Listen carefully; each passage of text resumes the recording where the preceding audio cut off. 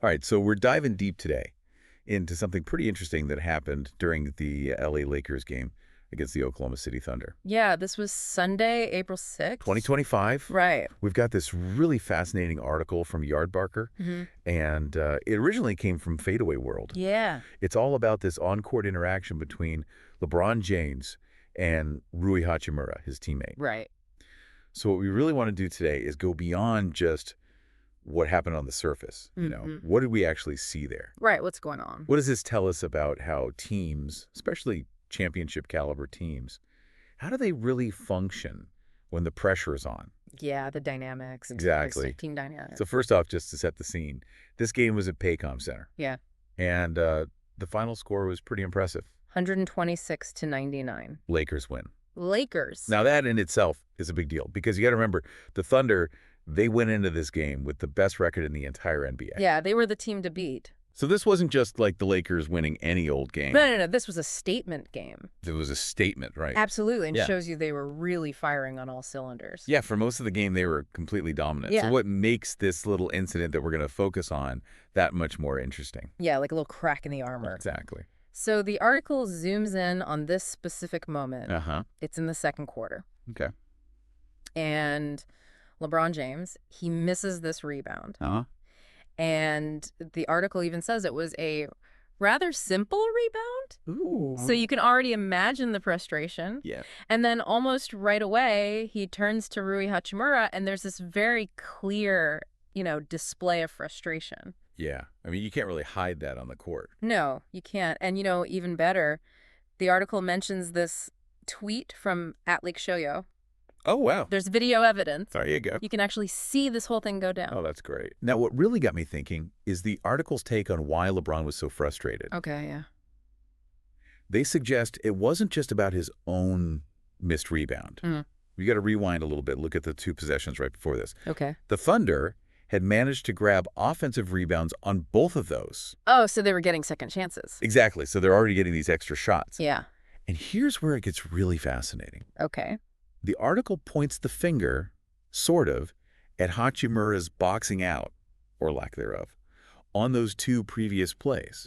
So the article's saying he might not have been doing his job on defense. Right. He wasn't boxing out effectively enough to prevent those offensive rebounds. Got it.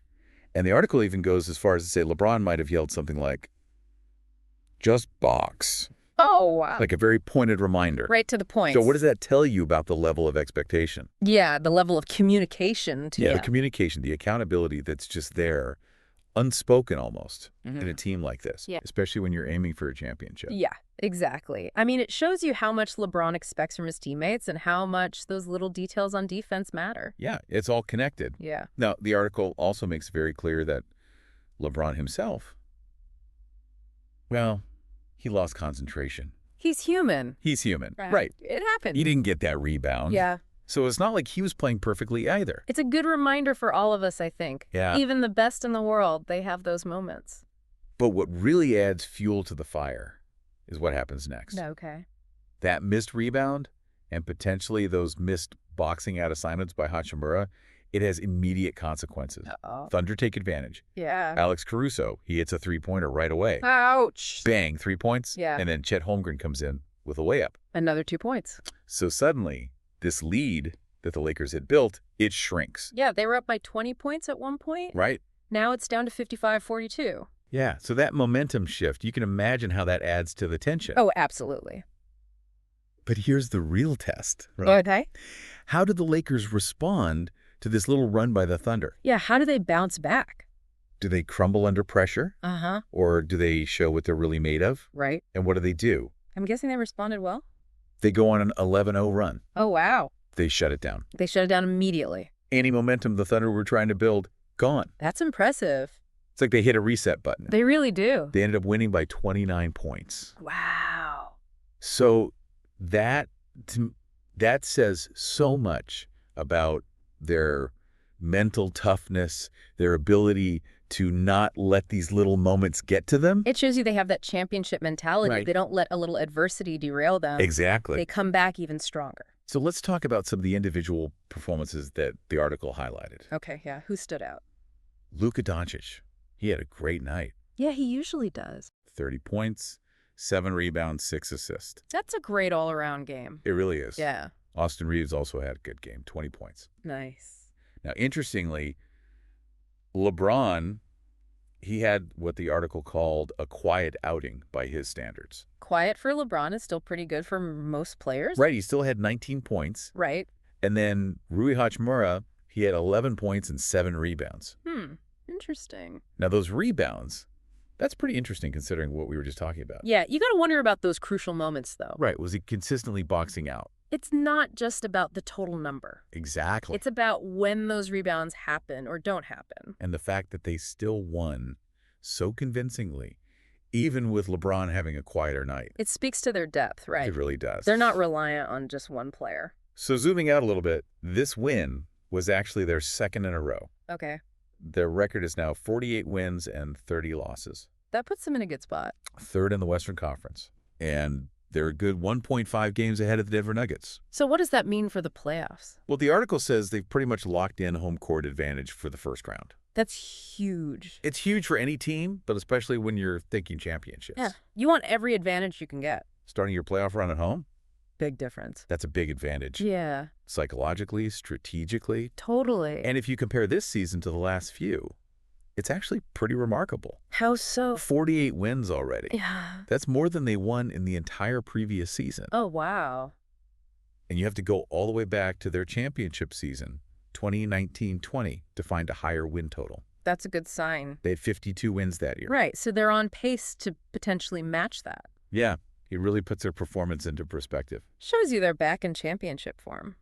The article ends by saying this win, it sends a message to the rest of the league. What kind of message? The Lakers are back. They're a contender. They are a serious contender. And a potential threat to the Thunder. Yeah, especially in the playoffs. Yeah, if they meet again in the later rounds. And guess what? What? They had a rematch scheduled for just 2 days later. Oh, wow. Back to back. Back-to-back Tuesday night Oh, at Paycom Center again. All right. So on the Thunder's home court. If the Lakers win that one too, Ooh, that would be a statement. the narrative could shift completely. People might start calling them the favorites to come out of the West. Exactly. That's how quickly things can change in the NBA. So taking a step back, what have we learned from this deep dive? Yeah. We got a glimpse into the intense pressure these guys are under. Mm-hmm. The sky-high expectations. Championship expectations. Something as seemingly small as a missed rebound. Yeah. It can trigger this whole chain reaction. Right. Especially when it's part of a bigger issue. Especially when it's connected to those potential defensive lapses earlier. Right. You see this frustration from LeBron directed at Hachimura. It's about maintaining those high standards. Yeah, even though LeBron wasn't perfect himself. Right. But the message is clear. It's about the team, about that collective responsibility. And you know what I found interesting is how they responded. Yeah. They didn't fall apart after that little spat. He didn't. They went on that 11-0 run. They dominated the game. It shows they can handle that internal pressure. Yeah, and they can channel it into something positive. Exactly. It's about resilience. And that's what you need to win a championship. Makes you think, right? Yeah. How do these successful teams, how do they find that balance? Between holding each other accountable, but also maintaining that team unity. It's a tightrope walk. It really is. And this little glimpse into the Lakers. What does it tell us about their culture? Are they ready for the pressure cooker of the playoffs? I guess we'll have to see. That's something to think about. It is. Thanks for joining us for this deep dive. Yeah, this was a good one. Until next time.